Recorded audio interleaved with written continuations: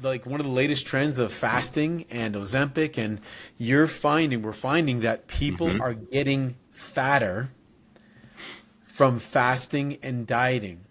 Because if you take one little snapshot of, let's say, 20 days of starving yourself, you'll lose weight. But if you take a year, 2, 3, 4 year snapshot, what you see is people going on diets, losing weight, gaining it back. Each time they do it, they gain back 2, 3, 4, or 5 pounds more than they lost. And so it looks like this: yo-yo, losing, gaining, and eventually, by the time they come to me, it's 10 years later, and they're now 50 pounds overweight. Yeah. So it's actually the dieting that's causing you to get fatter. Wow, that was me, absolutely me. I want people to know this.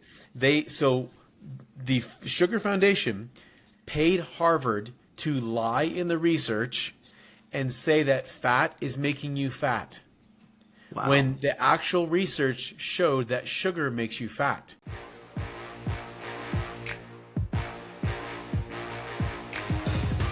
Hello, welcome to the Mental Health Show with Robert Grigore. I am Robert Grigore, your host.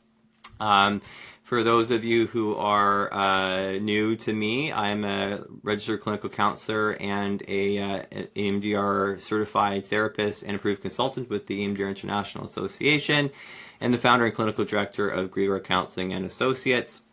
I myself have been interviewed by two-time Emmy Award-winning TV producer who once worked with Oprah and been all over the news and done lots of radio shows and podcasts myself.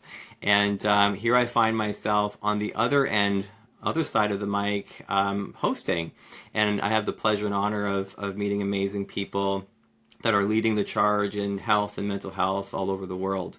I want to express this show as an opportunity to debunk a lot of different myths out there and destigmatize mental health and really save our audience a whole bunch of time, energy, and money. And unnecessary struggle. So I'm so excited to introduce my next guest, Dr. Cody Golman, a man who has transformed his own life and is now making a difference in the lives of thousands. Once an Army tank commander, Dr. Goldman has transitioned into a healer, an entrepreneur, a coach, and national lecturer. And having established one of Denver, Colorado's largest healing centers, Dr. Goldman has now taken his expertise and successfully transitioned into the world of quantum life coaching and weight loss. His latest venture, The 4 Secrets to Permanent Weight Loss, has helped thousands of individuals shed unwanted fat without resorting to drugs or surgeries. So thank you so much for being on the show, Dr. Cody Goldman. Welcome. Thank you so much for having me. I love what you're doing here, and I think you're the right person to do it. I really appreciate it. So I have a lot of questions. I've got a lot of excitement for this particular episode because it's dear to my heart. I'll full disclosure, I am a past client now of Dr. Goldman's, and I've got a whole history of weight loss, ups and downs and struggles through my whole life. So I want to be really candid and share my journey. And ask a whole bunch of questions. So I hope you're ready. Awesome. That sounds great. Looking forward to it. So I want to just ask you, so people can our audience can get a sense of you. I know your bio is there, but how did you get so passionate about helping individuals with their health? Yeah, it's a great question. I was at 19. I actually joined the military at 17, back when you could do that. And by 19, I was a Army tank commander. And that wasn't because I was very smart. It was because I was kind of stupid. Meaning, the more responsibility you have in the military, you don't get more pay. And so everybody at 19, I was very excited to be the tank commander. There's guys in there who are in their 40s, and they were like, "Go for it, buddy. You can be the tank commander." Okay. And I didn't make more money. But I just wanted to be involved. And so it's interesting because as I was going through the ranks of running a tank, the bullets in a tank are 100 pounds apiece. I was lifting them. The bullet hole is about 1.5 feet over my head. So I was lifting these. You can do 3 a minute. Wow. And over the course of, shooting these rounds, and of course I was the bullet kid. I was putting these bullets in, and I started having numbness in my hands and headaches and migraines and asthma problems, and the list goes on. I went to the medical system, medical doctors, and they ran me through medical tests, and they said, we can't find anything wrong, but here's a pill for you. And at 19, I knew nothing about health, but I was a little sick at that point of going to doctors and taking pills. I didn't have like a reason for it. I just kind of thought, I don't know, is this really what our health is supposed to be like? And I questioned it. Okay. And so over the course of the time, I didn't take those pills, and I started exploring other natural healthcare options. And my mom had told me you should go see a chiropractor. And I thought, those guys are quacks. I don't really want to go. Yep.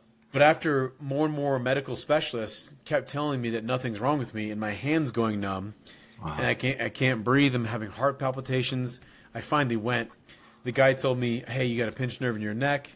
And he did an adjustment with me, and I felt electrical signals rush back down my arms and hands, and my feeling came back. Wow. This is after almost 5 months of numbness in my hands. Must have been terrifying. And that's when the light bulb went off, and I was like, this is the thought I had.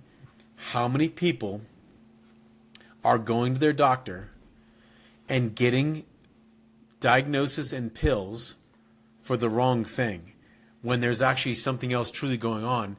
And that was the moment that I said, I'm going to help people truly look for the cause of health problems. That was the moment at 19 I decided to do that, and that was my calling. Wow. Thank you for sharing that story. I can just imagine how terrifying that must have been for a long period of time, those 5 months where you don't know what's going on with you, and you're searching, and you're right. I'm sure there's millions of people out there that are in that boat. So I appreciate you sharing that. I want to dive a little bit into the topic at hand, because I think this episode is going to be a lot about weight loss, and really what you're not getting told, and what we don't know as people in the end, looking to lose weight. I think a lot of people, if they're at all like me, like I was before, I was counting calories and in the gym 5 days a week sometimes, and you're drinking and eating non-sugar this, non-sugar that, and then there's all the stuff out there with paleo or keto. Should I be doing one of those, or should I inject myself with this, inject myself with that? Should I be on these specific programs? And it's really overwhelming and confusing for a lot of people. I think for me, for sure it was. And I just think that there's a lot of lies and misconceptions out there about weight loss. And I'd love for you to share some of your experience, your expertise here about there. What's the big lie that's out there that we're consuming? Pun intended on that one. Yeah, there's several of them, so I'll answer that question. But let's go through. Here's probably the first one. First one and the biggest one would be that you need to be in a caloric deficit to lose weight. Right. That's the biggest one, and that's important. People listen to this. Paleo, keto, fasting, Ozempic, Wegovy, Jenny Craig, Weight Watchers, you can list them all. They're all based on that one fact that you should be in a caloric deficit to lose weight. And so the reason that's an important thing. Can you explain that to the audience? The caloric deficit, what does that mean? Yeah, so people are told that you're going to lose weight. You will lose weight for 5 to 7 days.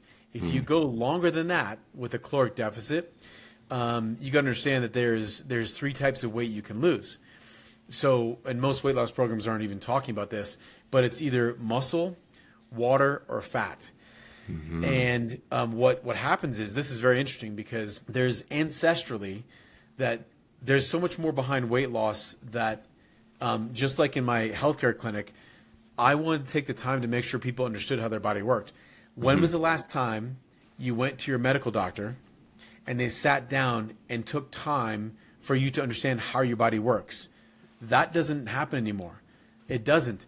And maybe they don't have time. I don't know what it is, but there's zero understanding about how your body works. Yeah. So what people think now is you got to go somewhere and take a pill and your body's supposed to work. And matter of fact, that's just not working. Most people know this. So when you look at caloric deficit concept, understand that if you go back 25,000 years, ancestrally, our brain is wired to store fat when you starve yourself. So if you take yourself back to a time where there's no groceries and we used to hunt our food, we would get food. Let's say we shot a deer or whatever we did, we ate it, and then we might go days or weeks without a meal. Right. Your brain is literally wired that when you don't get food for a period of time, it will trigger a survival mechanism called the anti-starvation mechanism. And what it does, it actually begins to store fat. So what I'm seeing right now is that like one of the latest trends of fasting and Ozempic, and we're finding that people are getting fatter from fasting and dieting. Because if you take one little snapshot of, let's say, 20 days of starving yourself, you'll lose weight. But if you take a year, 2, 3, 4 year snapshot, what you see is people going on diets, losing weight, gaining it back. Each time they do it, they gain back 2, 3, 4, 5 pounds more than they lost. And so it looks like this, yo-yo, losing, gaining. And eventually, by the time they come to me, it's 10 years later and they're now 50 pounds overweight. So it's actually the dieting that's causing you to get fatter. Wow. That was me. Absolutely me. I was riding that roller coaster. I mean, you could be describing my life to a T. I did all kinds of different programs, HCG, I injected myself, multiple times and rounds, and I counted calories and all those things, constantly. And I would lose the weight and I'd feel really, really good. And then, 6 months later, a year later, I'd be like, oh crap, what am I going to do now? I'm even bigger than I was before. My biggest weight, I was 250 pounds on 5'9", 5'10" frame. So it was incredibly difficult. So that would be maybe one of the biggest lies or misconceptions out there is that, we have to be in this caloric deficit in order to lose weight. And that's just not the way that it works. And I've learned that, from being your client. Is there anything else that's out there that you would recommend? Would you say as a myth? I feel like we're misguided on a lot of different topics. Yeah. So yes, we go through the caloric deficit. I think one of the ways that I got to work with you, I was really appreciative to work with you, Robert, and you did great. You lost a ton of weight. Do you feel like, I don't know if you would share with your? I will. I'll share it later on. But yeah, like huge changes for me.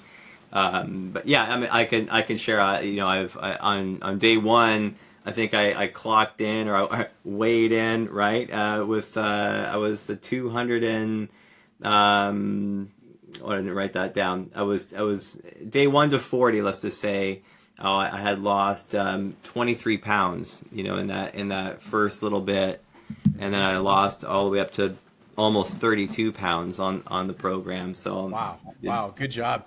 So to make sure people hear that, that's 23 pounds of fat. That's not 23 pounds of water or muscle, because that's eventually what you're going to lose when you keep dieting. You eventually lose your muscle. That's why people get very fatigued with diets. Yes. And you'll notice the opposite of this one's, Robert, is our patients during those 40 days are going, I feel phenomenal. I feel great, because you're not losing muscle, because you're losing fat. So let's go through another one here. Is fat. This is a good one. You're going to love this one, Robert. You're going to love this one. 1960s, there was a Harvard research that occurred. Okay. The researchers wanted to find out, there was a whole bunch of cardiovascular problems happening in the United States in the 1960s, this huge influx. So Harvard did a research. They said, well, what's causing this? And they did research on fat and sugar. Right. And they did this big research to find out what's actually causing you to cause heart problems and strokes and all kinds of stuff. Well, the article was published. This is what's interesting, okay? The article came out and was published that fat is causing you to be fat and causing heart problems, okay? That's what was published in Harvard Medical Journal. In the 1980s, Christina Kern. I think she's a researcher, and I think she's also some kind of lawyer.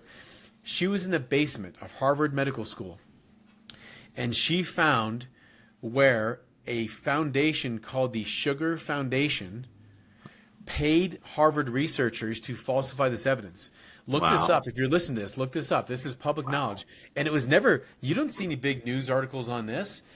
No, you don't see it anywhere. But I want people to know this. So the Sugar Foundation paid Harvard to lie in the research and say that fat is making you fat. Wow. When the actual research showed that sugar makes you fat. This was the initiation for the low-fat craze, okay? And the reason you haven't heard about it, and the reason no one got in trouble is because it was the 1960s. It happened so long ago that no one's even working at Harvard anymore, and most of them are dead and retired. There's no one to even blame anymore. Wow. The damage is done. So the reason that's such an important key piece of information is that the Sugar Foundation planned this approach, and when they made fat the enemy, because when you get something in a medical journal, it's now taken as a big fact, right? So now you're going to understand, your doctors are telling you this, your medical system is telling you this, so now it's your doctors, right? It's the authority figures. Yes. So what happened then is that the Sugar Foundation, they are the ones that drove the fat-free train. So they're the ones that wrote fat-free in all the food. And guess what they put in the food to make it fat-free? Sugar. What? Yeah, sugar. So sugar, that's where they got to push their agenda. I mean, to me, I'm a businessman. That's a pretty amazing business model. If I want to create a business to sell sugar, I'm going to create fat as the enemy and just load sugar up. So when I see fat-free on the front of a package, the first thing I do is I put that son of a gun down. Yeah. Because the main reason why is that I already know that was actually paid for and bought for and driven by the Sugar Foundation. It wasn't from a healthcare industry. So the truth is about fat is that fat is the most clean burning fuel we have as human beings. Understand this. When you burn fat, your mind is sharp. Your brain is you are literally genius level functioning when you burn fat. I'm not kidding when I say that. Some of the greatest of our time were fat burners. When your body burns fat, you have stable energy. You have stable mood, and something that's important, Robert, is like I will see less emotional ups and downs. If you go through the loss of a loved one and you burn fat, you are literally more capable of handling the loss. Yes. Now, there's a little switch, which we haven't talked about just yet, but basically your body during moments of stress, it's supposed to be pointing towards fat for this reason. God intended us to be fat burners, okay? And everyone's born on this planet as a fat burner. Yep. Through stressors and through your government telling you that you should eat a lot of sugar. That's what the whole food guide pyramid showed you. Food guide pyramid said the biggest serving should be bread, cereal, rice, pasta. And your media companies and your FDA telling you that you should avoid fat, that's what started funneling sugar into your system. So your hormones actually flip to burning sugar. Now, the reason I point this out is when you are a sugar burner, you store fat instead of using it. You store fat. You have more disease in your body. Please hear me. If you're listening to this, you have arthritic conditions. Your arthritic conditions aren't because of your age. That is BS. You have more arthritic conditions. You have more gut bacteria problems, migraine headaches. Your body becomes sick. So the byproduct of you burning sugar is disease and illness. And important in your line of work, Robert, when you have a loss of a loved one or some stressful moment or loss of a job and you're a sugar burner, get ready for the emotional roller coaster. You are less capable of handling emotions as a sugar burner. So that's probably another huge one we can chat about. That is amazing. I mean, there's so much to unpack there. I'm okay. Where do I start? Oh my gosh. Okay, so there's a switch. You're burning fat, burning sugar, and I'm processing. So 1960s, this research comes out, and I don't know who maybe knows this about me or not, but my dad's a doctor. And he's a GP. He's still last year practice right now at the time of this recording. And I'm an 80s baby. So I grew up, right around this time when that was the craze. I remember waking, like Fruit Loops in the morning. The milk was basically red, or red or yellow milk, full of sugar. Bread, everything, croissants, had all that stuff just always handy. And it was always the healthy thing to do, right? Morning time, you load up on some sugar. That's basically what we were doing. So from what I understand, and probably a lot of our audience members listening, that most likely their bodies have become accustomed to looking for sugar as a fuel source versus fat, which is wild. Wow. Yep. Wow. It is. And this isn't even, I mean, I can go fully into when you're a sugar burner, you store fat. Yes. But let's just say we forget about that part. Let's just forget that we forgot that, hey, that's why you're fat, is you're a sugar burner. Let's say we forget that. Let's remove that and just say, let's just talk about health. Yeah. Many types of cancer cells use sugar to metastasize. So if we just talk about that alone, if you're a sugar burner, you are more capable of feeding the cancerous cells in your body. Wow. So if we just forgot about weight loss, we talked about that would be enough reason to do this, right? Crazy. To me, this is why I'm on a bit of on a mission, because I'm watching how you and your families are being lied to. Yeah. And I don't mind. I'm becoming that guy, Robert, in the last year that is the guy that's actually speaking out against these things. And I tell you, I've gotten all kinds of doctors messaging me how I shouldn't be saying these things to people. And I'm going, oh my gosh, they don't know. They literally don't know the truth. They literally don't know. I did a video on one of the latest trends is Ozempic and Wegovy, and these are weight loss injections that people have no freaking clue how they work, but they just trust their doctor. There are 50 lawsuits per day that are being filed in America. I know you're in Canada, in America, for Ozempic, 50 a day. And the reason it's not being pulled off the market is because it's cheaper to just pay to fight the lawsuits compared to how much profit they're making. So I have patients who are joining my program who have had gallbladders removed, who are now incredibly ill and sick. And they ask me, can you help me lose weight? The injections that the doctors are approving, what they're doing is telling your brain, they're influencing the brain. So by the way, it's a hormone influencer.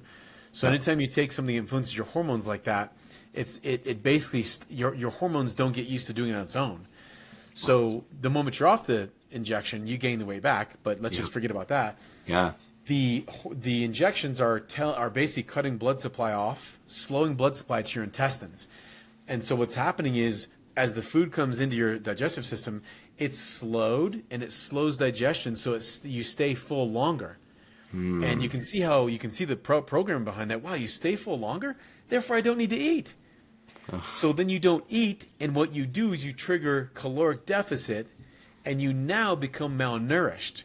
And the most of the weight that's being lost, it's some fat, and it's also muscle. So what happens is about 30 days in, people are like, wow, look at all my weight loss. And they're incredibly tired, incredibly lethargic, and eventually they're having some kind of issues with the digestive tract because you've cut off blood supply. And that's a whole other thing, but when part of the body doesn't have blood supply, it becomes ischemic and it eventually dies. So that's where the lawsuits are coming from. So anyway, that's a whole other tangent. Wow. And obviously I can't share, my specific people, but I have heard that. I have heard exactly that from my clients that have done those big brand name, injections and stuff where they've had body parts have to be removed, because they're like side effects. That's amazing. Okay, so if we're sugar burners, essentially what you're saying is that we're much more likely to be emotionally turbulent, ups and downs, crashing harder, less ability to function, to handle stress, to maybe even problem solve at that point. And you're much more likely to be, to have some sort of disease in your body and the big one, the big C one, cancer potentially even, which is terrifying. And now that you say that, it's not cancer, but I had gout on my toe, and I didn't even realize that until right this moment you're saying that. And I had that beforehand. I think I got like a flare up about every 3 months or so, before I started the program, and it was painful. Like it's not like I lost a limb, thankfully, but like it was painful. I could barely walk. Yeah, now that I haven't had any pains whatsoever. So thank you for that as well. Robert, that's very, very cool. And that is what I see. It's really wild because that's the byproduct of resetting your hormones. And what I was about to say earlier is I appreciate working with you. And Robert, I'm going to say this to your listeners. 17 years as a chiropractor, I eventually focused on mainly trying to help women. And the reason I did was because women, I found in general, took better care of their health than most men. And what I found was if I could help the women, the man would follow. Right. And so what's really great, Robert, is you were the reverse. You're like me. I love initiating, taking care of myself. And of course, I've gone through all kinds of psychology training and metaphysical training, and I love growing. But I want to say that to you. I really want to acknowledge you because a lot of the men maybe even listen to this. We make in general slow decisions compared to our women. We need more pain to make change, where women seem to be more in tune. Now that's a big generalization, but after 20 years of this, I started noticing that's really why. So I want to acknowledge you on you making that decision for yourself, really. Well, I appreciate it. Thank you so much. And a lot of what you're, it makes a lot of sense. And I think for a lot of, again, generalizing here, but I think, from what I've noticed in my practice in terms of the ways that many men, and it can go both ways, of course, but a lot of men are handling their emotional stress through addictions. It's a very common one, especially when we get into that. There's, most people have heard of fight or flight, but then there's also at the top, we go higher, we get into freeze or shut down mode. And when we feel like a stressor is not able to be handled in terms of the resources we have available to us, we pop out and we go after our initial, whatever the tool is to then, handle that particular stressor. And for me, not only was it alcohol and drugs at one point in time in my life, but it was food. And I think probably the very first addiction I ever had was food. I had my sugar, my cornflakes, and my Fruit Loops and whatnot, Cocoa Puffs in the morning, and it was always that. Every time I was stressed, it was take this food. And so I do get quite a few, both men and women in my clinic, that are self-medicating with food. And 9 times out of 10, it's sugar. And for us guys, it's usually some form of other addiction as well. And then I remember for me, what happened after I was, 3, 4, 5 beers in, what's the first thing I want to do? I want to grab all kinds of, greasy, sugary foods. And that's what I was doing to just to medicate myself, to get myself through it. So, there's a better way. Obviously, there's a better way. Yeah, and actually that's a really good point, just since you brought up alcohol. Let's even point a little bit to that, because most people don't realize alcohol breaks down into sugar. I have a lot of people that say, well, I drink tequila because it's a clean. Alcohol breaks down into sugar, and a lot of it's called an empty calorie, which means it's breaking it down. Your body's really not getting a quality source of energy from it. So if you really even look at alcohol, it is a way for you to get sugar. Robert, there's a book called Sugar Blues. Okay. And this book is incredible. If you really want to see, this thing is much deeper than we know. But this book tracks the rise and fall of every major civilization since something like the 1600s, based on who owns the sugar plantations. So understand, around the world, whoever owned the sugar became wealthy, and then because the people ate the sugar, they became sick, and another populace took them over. Yes. this is what's happening right now on our planet. It's been happening for since the 1600s. Amazing. So it's not new. So we've known this, right? So Wow. there's even like if you wanted to really defeat a country, what I would do is I would infiltrate their food system with as much sugar as possible. Wow. Because we know we're going to get. First of all, they would do it gladly because you're going to get all kinds of dopamine release and go, wow, my life is great. Life is happy. Yes. And even if it sucks, it feels pretty good, right? Amazing. And right. what happens over time, you would start getting disease process building. They'd be ill, they'd be sick, and they wouldn't have enough energy to fight. That's when I would attack the country. That'd be my approach. Wow. Well, tank commander, of course, right? So this is amazing. What's coming to my mind is the addictive qualities of sugar, right? You said it releases dopamine; it becomes very addictive. I think somewhere along the line, I remember you saying something along, like we as humans are wired, from thousands of years ago to seek variety in our foods. And so I think that was because of nutritional, needs and stuff. But then something happens, I think, with sugar where you can just continue to eat and eat and eat and eat and eat and never get sick of that particular sugar. Do you remember what I'm talking about? Yeah. I think that's a good thing to look at, because understanding the role, because right now we're talking about, you got to understand when we say sugar now versus 25,000 years ago, understand it. I love looking at it through the lens of the brain. Right. Because it just really helps understanding the neurology of this. The 25, they say we have a 1,000,000-year-old brain, meaning your brain has been evolving. The same brain that was in animals is evolving into us, right? So although we have different things, you got to understand that we still, and I know you know this, Robert, we still have our primitive centers of the brain that the animals used. The amygdala and the hippocampus. These are primitive centers that do something very special for survival. Yeah. And I know, Robert, you could probably do a better lecture on this, but I got to keep it simple, right? Sure. For my primitive brain, our amygdala, what it does is it assigns valency, and valency is a term for pluses and minuses, good and bad, right and wrong. This was the function, the basic function of the primitive brain.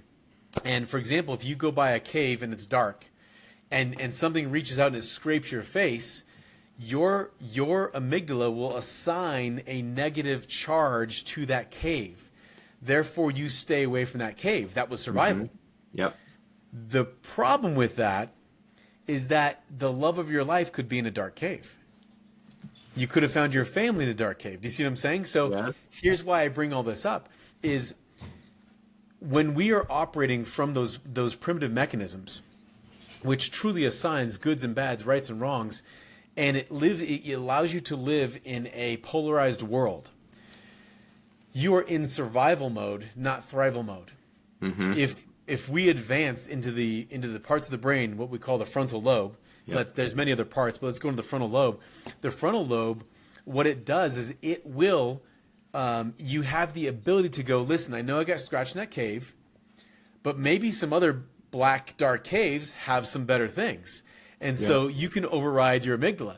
And so this is where your expertise is, but I want to say this from that standpoint of understanding this, is because since you're assigning valency, when you look at it from that angle, and you also start bringing in food sources, I want to say this to you, is sugar 25,000 years ago wasn't the same.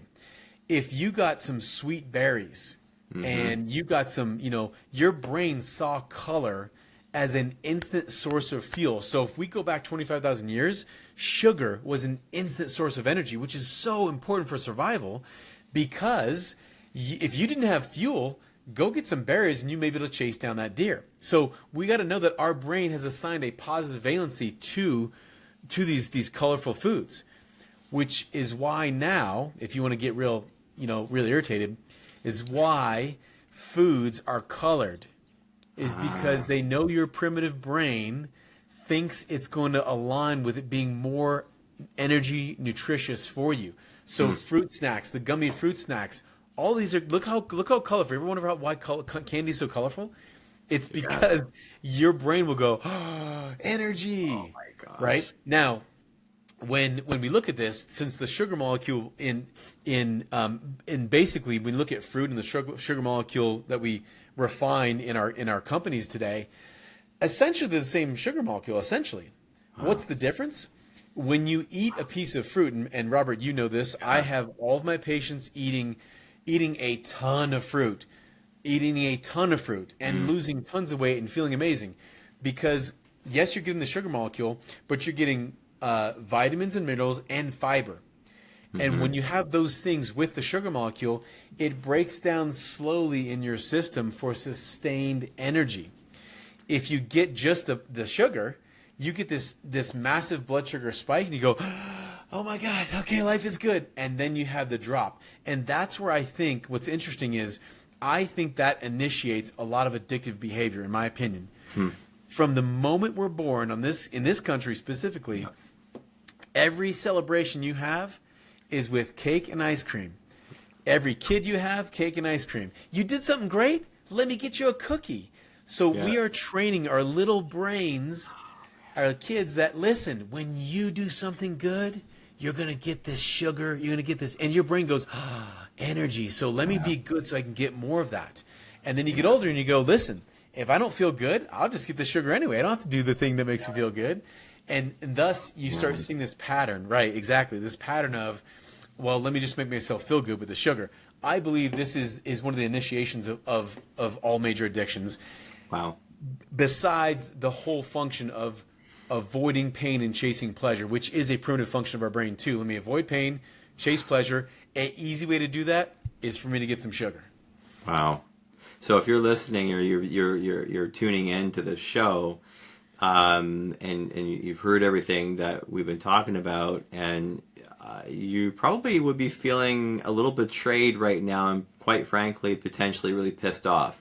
Because that's how I'm feeling anyway. I'm feeling, like I've been lied to and betrayed, for my whole life, So I'm so glad to have come across your program and learn from you, because it's been, it's not just about losing the weight, which is great. That's sort of like a happy byproduct. It's about actually tuning into my body and understanding what I need as a fuel source.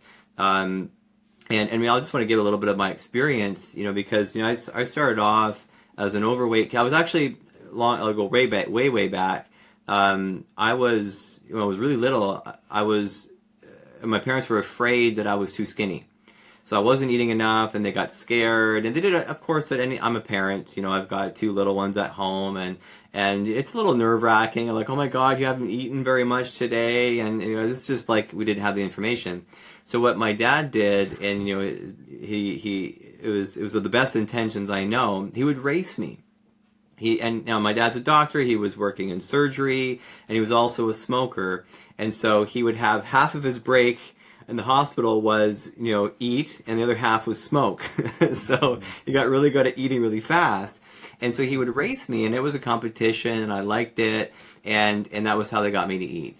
So of course, that was like a temporary solution to a lifelong problem that I got into. So I would be eating so much and so fast that I was just eat. So all the stress that I had as a kid was as you were saying, it was mitigated by sugar. I would get a cookie, I would get cake, I would get whatever. And that was my early openings of my dopamine path for the lever that I would pull for my addiction. And as such, I even before smartphones and social media, I was still worried. Body image was still a thing for me, and I still had to really, really conscientious of my weight. And I remember doing diets with my mom when I was like 15. And like it really set me on to a different path. And I had done, I got so overweight as a kid in school. I was bullied because of my weight. I know a lot of people have been bullied because of their weight. My nickname was Short Fat with Glasses. That's what I was called. That's what they, that was my nickname. And of course, if it was like one person that told me that, it would have just been like, that guy had a bad day. No biggie. But when you're told that like 1,000 times over and over and over again, it creates these negative beliefs that we have in our mind. And so that I attach my value, my worth to my body. So if I was worthless because I was overweight, that was the reason why I didn't have a girlfriend in high school. I was always picked last in sports, you know. It couldn't be because I was actually just very slow, but in my mind it was because my body, how I looked, the way I did. Anyway, so I would be on different diets, ups and downs, back forth. Like I said, I even done HCG. I injected myself with these hormones, literally sticking myself with a needle. Trigger alert. Sorry, that was a bit late on the trigger alert. But injecting myself with needles and going on these extreme caloric deficits where I was only able to eat 500 calories the whole day, and then as soon as I lost the weight and everything, and I felt fantastic. I did it. Look at me. And then lo and behold, as you said, the weight all comes back. So I, would go on cycle after cycle after cycle after cycle. So I've done all of these weight loss programs. And when I came across your program, of course, it was a little bit like, okay, like what's this guy going to tell me about my weight and all of that? Here we go. And everything you said was just, oh my God, I didn't realize that. Like you just opened my mind to how I actually need to look at the food and the fuel source that I'm putting in my body. And as I said before, when I started in, I think I was around 229, almost 230 pounds.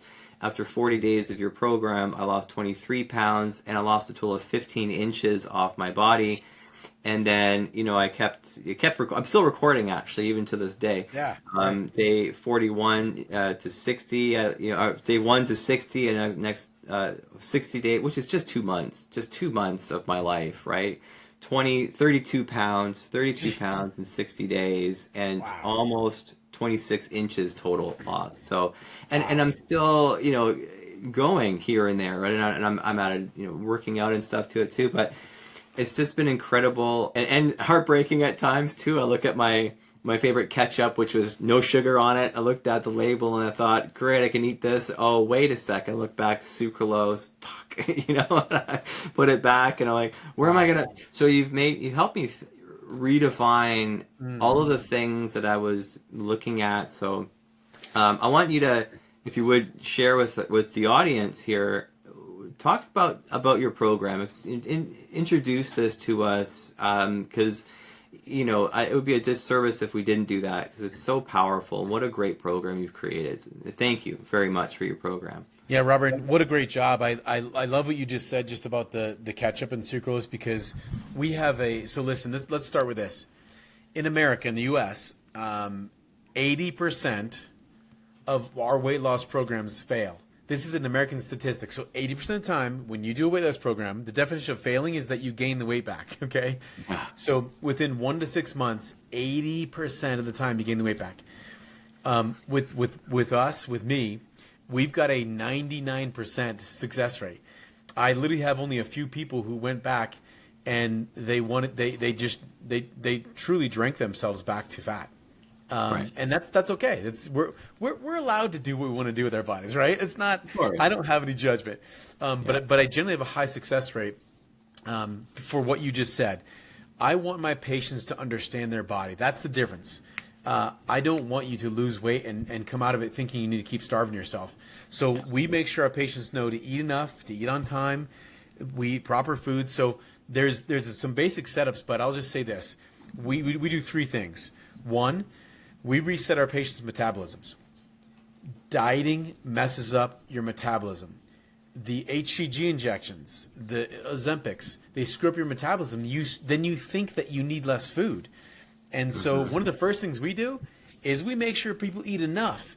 Yes. And I got to tell you, I spend most of my days forcing people to eat more, so they can finally lose the fat. And their brains just get twisted on this whole thing. And I did too. I went through it. That's why I can actually coach people on it. I'm like, I know it sounds crazy. So the first thing we do is reset metabolism. When your metabolism reset, you can actually tell when you're hungry and not hungry. And that's because sugar doesn't activate what activates the hunger mechanism in a different way. When you are using sugar as a fuel source, You can eat and eat and eat and eat. When you are a fat burner, fat triggers your brain to tell you when you're full. Yes. Your food companies know this. Please hear me. When you're loading your little kids' plate up and you're giving them sugar, your food companies know that the more sugar your kids have, the more they want, the more they can eat. This is important to understand this. So, step one, we reset their metabolism. Lean meats, vegetables, and fruits, and I make sure people eat on time because there's no other way around this. We cannot drive across the country and skip going to the gas station. You also can't do that with your meals. You can't skip meals. It does not work long term. So, the second thing is we over 20 years of me figuring this thing out. We make sure people understand how to burn fat, and it has to do with both a physical change and a neurological change. And I think, Robert, you had an advantage in there because of understanding how the brain works. I know, I taught metaphysics, and I was a personal development coach for 10 years before this, and I knew how the brain worked.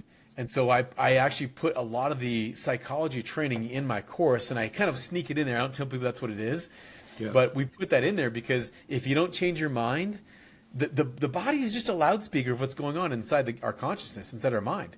So I spend a lot of time making sure our patients know the right way to do this. And we debunk, and I try to get rid of all the false ideas. So our most successful patients forget everything they knew because most of it wasn't working anyway. So that's the second step. And then the third step is what we're famous for and is truly resetting our patients' hormones. And we created a natural supplement, no chemicals, no pharmaceuticals. And Robert, you might appreciate this. This started because HCG more than 10 years ago, probably further than that, HCG was proven to cause cancer. The FDA banned it, and then they put it back on the market, and then they banned it, and they put it back in the market. And I was sitting there going, so I have a friend of mine who's a doctor. His wife got breast cancer. He's the one that initiated, well, can we create an herbal supplement that does what HCG does? Because HCG was pretty effective.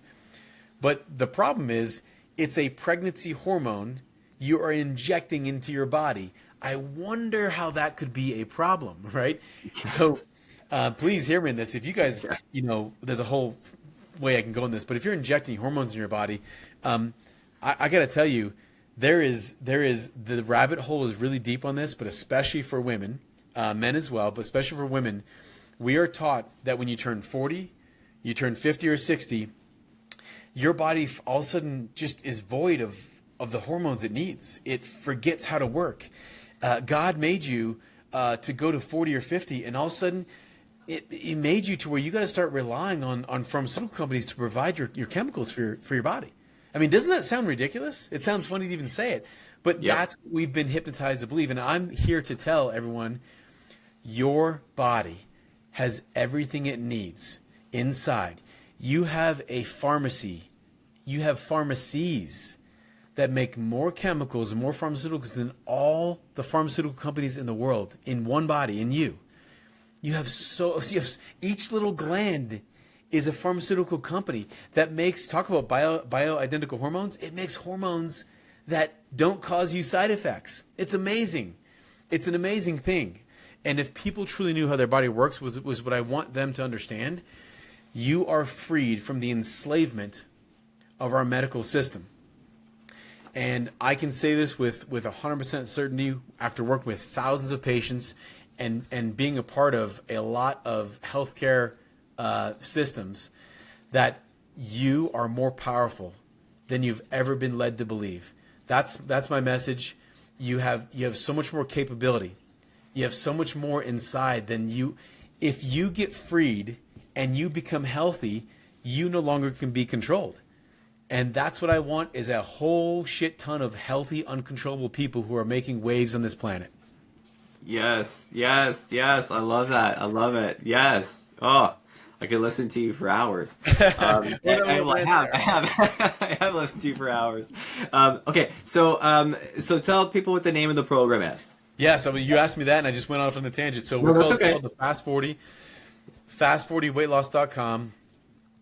If you go in there, we have free trainings. I have also an ebook if you guys want to go through and look at the program. And then if you're interested, we set up a one-on-one weight loss consultation. And we do that because we don't just accept everyone into the program. Not everyone's a good fit for the program too. So I make sure we vet everyone out. That's why we have such good results. And so yeah, fast40weightloss.com. Also on YouTube, if you look up Dr. Cody Golman, I'm putting out one video per week, and I'm having so much freaking fun. If you enjoyed the stuff on this podcast, man, I'm having a blast. I can tell that I'm literally being guided to this, like these words are speaking through me. I'm not doing it. If I couldn't do this.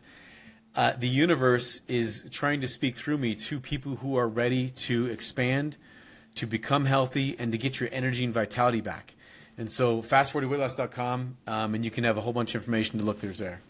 I love it, and I feel like I have to ask, because I think people are probably curious, why 40? Why what's the big deal with 40? Why not 52 or 75? It sounds like a good ring, or why 40?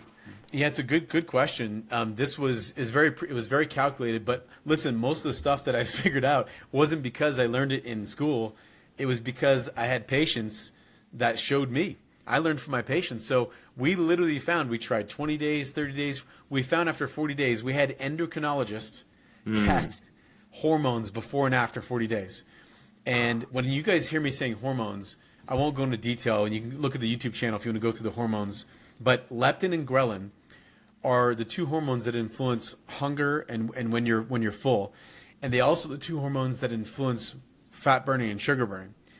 But we found that testosterone, estrogen, progesterone, cortisol, we found that a full hormone panel resets after 40 days. So it's literally through trial and error that we figured that out. Amazing. Well, I love that there's science, but there's also, there's a life experience of it sounds like, many people that have gone through it. So, I wonder if you could just give a quick overview as to what are people when they come to join this program, like what is it actually? Is it they're just following? I mean, I know what it is, but people out there don't know what they're actually going to be doing in the program. Yeah. So the program itself, we had in-person clinics where we figured all this out.